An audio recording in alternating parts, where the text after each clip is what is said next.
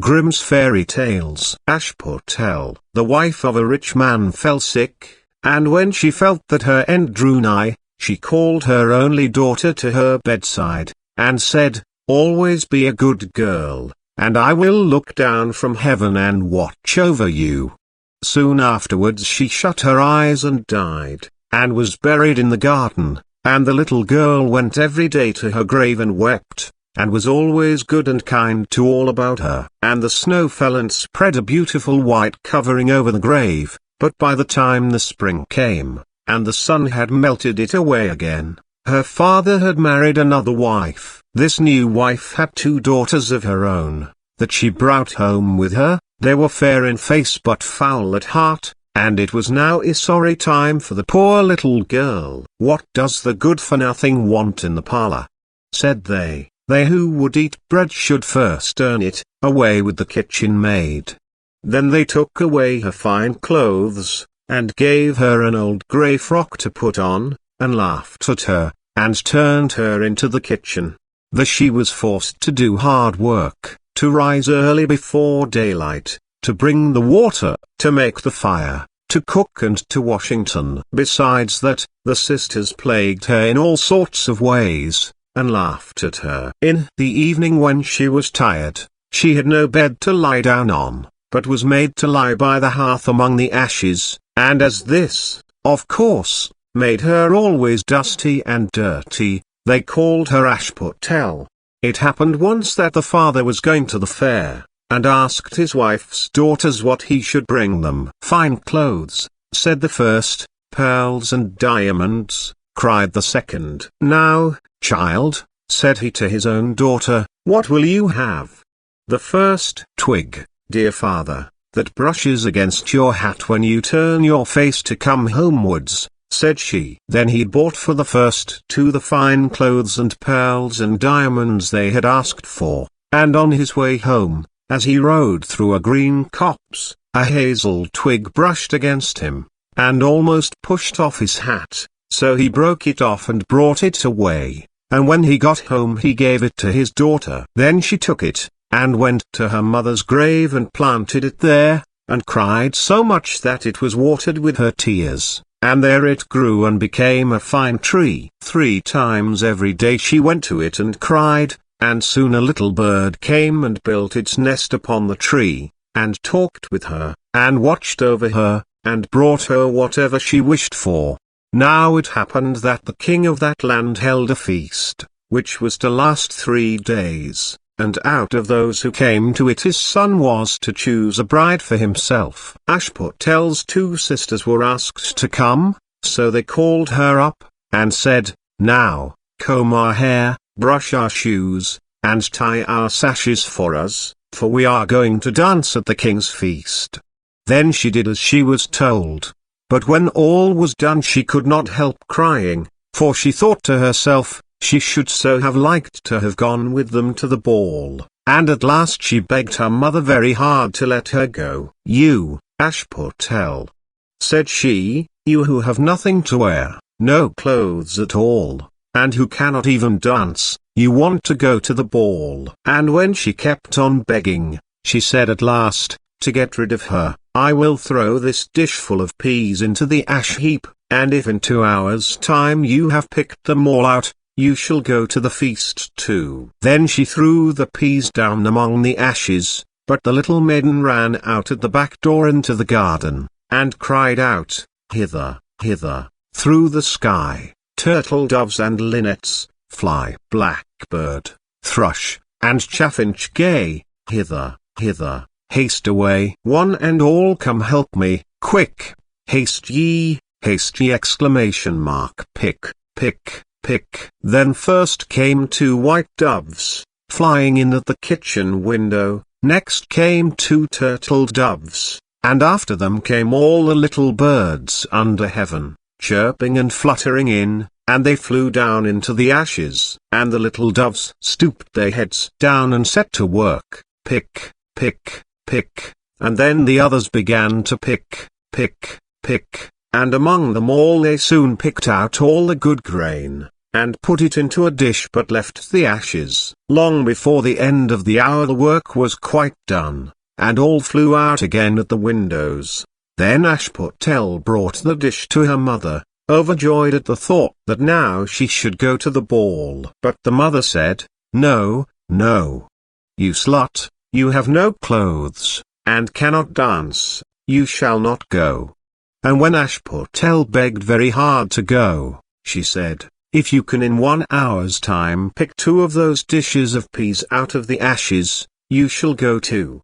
And thus she thought she should at least get rid of her. So she shook 2 dishes of peas into the ashes. But the little maiden went out into the garden at the back of the house, and cried out as before, "Hither, hither, through the sky, turtle doves and linnets, fly, blackbird, thrush, and chaffinch gay, hither, hither, haste away, one and all come help me, quick, haste ye, exclamation mark, pick, pick, pick." Then first came 2 white doves in at the kitchen window, next came 2 turtle doves, and after them came all the little birds under heaven, chirping and hopping about. And they flew down into the ashes, and the little doves put their heads down and set to work, pick, pick, pick, and then the others began pick, pick, pick, and they put all the good grain into the dishes, and left all the ashes. Before half an hour's time all was done, and out they flew again. And then Ashputtel took the dishes to her mother, rejoicing to think that she should now go to the ball. But her mother said, "It is all of no use, you cannot go, you have no clothes, and cannot dance, and you would only put us to shame," and off she went with her 2 daughters to the ball. Now when all were gone, and nobody left at home, Ashputtel went sorrowfully and sat down under the hazel tree, and cried out, "Shake, shake, hazel tree, gold and silver over me." Then her friend the bird flew out of the tree, and brought a gold and silver dress for her, and slippers of spangled silk, and she put them on, and followed her sisters to the feast. But they did not know her, and thought it must be some strange princess, she looked so fine and beautiful in her rich clothes, and they never once thought of Ashputtel, taking it for granted that she was safe at home in the dirt. The king's son soon came up to her, and took her by the hand and danced with her, and no one else, and he never left her hand. But when anyone else came to ask her to dance, he said, "This lady is dancing with me." Thus they danced till a late hour of the night, and then she wanted to go home, and the king's son said, "I shall go and take care of you to your home," for he wanted to see where the beautiful maiden lived. But she slipped away from him, unawares, and ran off towards home, and as the prince followed her, she jumped up into the pigeon house and shut the door. Then he waited till her father came home, and told him that the unknown maiden, who had been at the feast, had hid herself in the pigeon house. But when they had broken open the door they found no one within, and as they came back into the house, Ashputtel was lying, as she always did, in her dirty frock by the ashes, and her dim little lamp was burning in the chimney, for she had run as quickly as she could through the pigeon house and on to the hazel tree, and had taken off her beautiful clothes, and put them beneath the tree, that the bird might carry them away, and had lain down again amid the ashes in her little grey frock.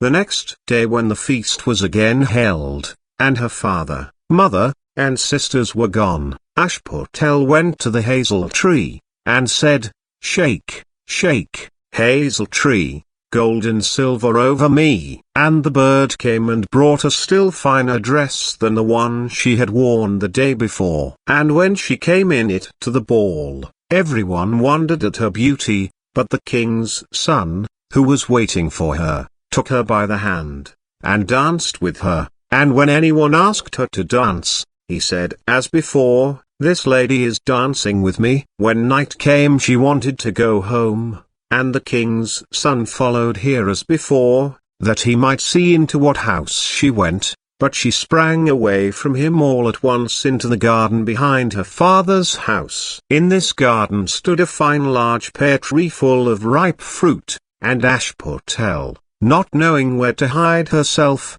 jumped up into it without being seen. Then the king's son lost sight of her, and could not find out where she was gone, but waited till her father came home, and said to him, "The unknown lady who danced with me has slipped away, and I think she must have sprung into the pear tree." The father thought to himself, "Can it be Ashputtel?" So he had an axe brought, and they cut down the tree, but found no one upon it. And when they came back into the kitchen, there lay Ashputtel among the ashes, for she had slipped down on the other side of the tree, and carried her beautiful clothes back to the bird at the hazel tree, and then put on her little grey frock. The third day, when her father and mother and sisters were gone, she went again into the garden, and said, "Shake, shake, hazel tree, gold and silver over me." Then her kind friend the bird brought a dress still finer than the former one, and slippers which were all of gold, so that when she came to the feast no one knew what to say, for wonder at her beauty, and the king's son danced with nobody but her, and when anyone else asked her to dance, he said, "This lady is my partner, sir." When night came she wanted to go home, and the king's son would go with her, and said to himself, "I will not lose her this time," but, however, she again slipped away from him, though in such a hurry that she dropped her left golden slipper upon the stairs. The prince took the shoe, and went the next day to the king his father, and said, "I will take for my wife the lady that this golden slipper fits."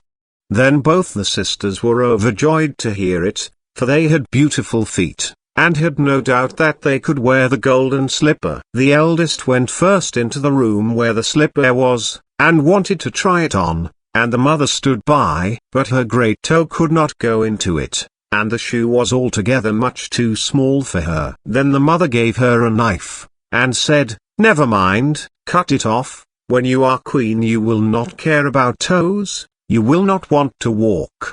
So the silly girl cut off her great toe, and thus squeezed on the shoe, and went to the king's son. Then he took her for his bride, and set her beside him on his horse, and rode away with her homewards. But on their way home they had to pass by the hazel tree that Ashputtel had planted, and on the branch sat a little dove singing, "Back again, back again. Look to the shoe. The shoe is too small, and not made for you, prince. Prince.